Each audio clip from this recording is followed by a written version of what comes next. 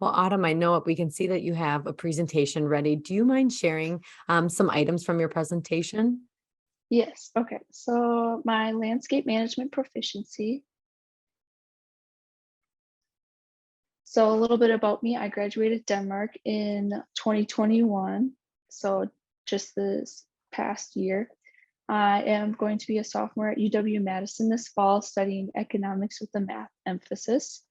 I potentially want to be a business owner, but I'll go into the workforce for a little bit. And then I work for Mr. Golf, the Home Depot, and my family's business. So on the left is a picture of me raking the leaves from the 5 years worth of leaves that have been piling up. So there was a lot to remove. And then on the right is the finished product. So we did take out some pine trees and shrubs and stuff like that. And then we extended the wood chip area a little bit further to encase all the trees, so then you wouldn't have to cut around the trees. And then we transplanted some hostas as well. Looks great. Thank you. And then this one on the left is actually in Denmark. We bought it and flipped it because the market was really well at the time. So we trimmed the 2 cedar trees in the front, and then those red bushes are extremely pokey. So those were a bit of a pain. But we removed the lava rock and the pavers and the little flowers in the front. And then we grew some more grass to make the yard a little bit bigger. Since it is in the town, it's a little bit smaller in general. It So we kind, wanted to add a little bit more grass. it kind of looks like, so I'm assuming the one on the right is the one that's complete or the finished Yes. product. So it Yes. almost is like less is more. It doesn't look Yes. as busy. Yeah. Sometimes if you do want to see more of the house, trimming back the bushes definitely helps. And then shutters as well, but that's not so much landscaping, but shutters do help a lot as well. What else? So on the left, I'm removing, so after several years of adding mulch, you'll have so much mulch that it's a really high pile, and then Mhm. you'll have drainage issues. For this one, it was a raised garden bed. So I actually had to remove some of the dirt and old mulch to put in the new mulch, which is in the bottom right over here. And then this is my first time laying pavers. So you can see the little torpedo level right there, and Okay. then a flathead shovel.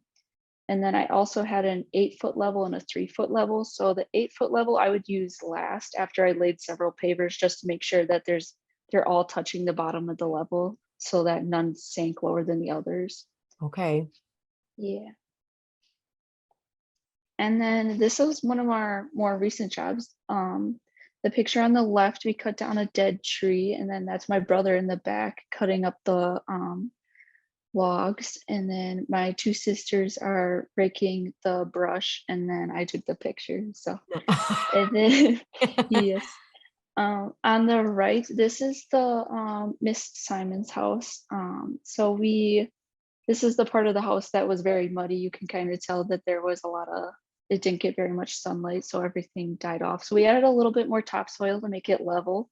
Mm. And then we laid the stepping stones. Those ones are from Door County. And then we trimmed back some of the brush in the back. And then after that, we laid mulch around the rocks. And I'm assuming those are real stones, or do people Yes. purchase fake stones as well?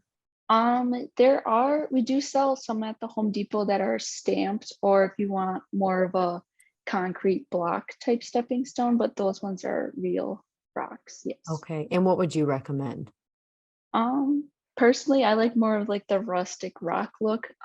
But if you do like the stamped, more of the concrete look, then that's okay as well. Right, probably more of a preference. And so with the Yes. cutting the tree down, I know you talked about safety. Is there any other advice you have for people when they're removing trees?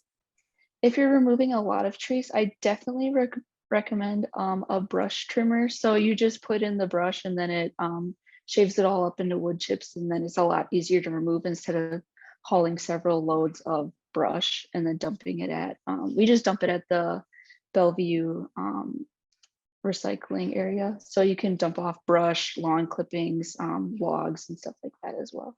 Okay. And then on the left is me cutting grass at the driving range. So he has two lawnmowers. One of them we use for more towards the range markers, and that's to cut the grass a little bit lower. And then the larger lawnmower we use around the outsides, that because it's quicker and a little bit bigger. And Mhm. then on the right is our family's tractor. So we use the um, bucket for hauling gravel or anything extremely heavy, which helps on our body's wear and tear a lot, which is definitely beneficial.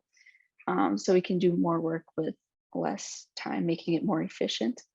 And then there's a box blade on the back to level out either the gravel or the topsoil, which makes it a lot faster. And then we can just rake the top, which is a lot easier as well. Mhm. So, as you said, I also work at the Home Depot. So, I share my knowledge with the customers, giving them informed decisions on what fertilizers to buy, pesticides, what type of topsoil they should use, or mulch, pavers, etc. And then I plant trees, flowers, and shrubs. I lay the pavers, garden blocks, stepping stones. I've used ditch witches to create trenches for rainwater, laying drain tile, raking leaves, small sticks, and wood chips, raking out topsoil, planting new grass and fertilizing it, cutting grass, designing landscapes for family rental properties. And I also created in my horticulture class for the Denmark News, everybody in the class wrote up their own design for how to plant the Denmark News in front of the little step, well, the stairs, and mine won. So we used my design to in front of the Denmark News. Then we also spread rock and mulch, cut grass at the driving range, and pull weeds. So Very cool. Well, congratulations on all of your accomplishments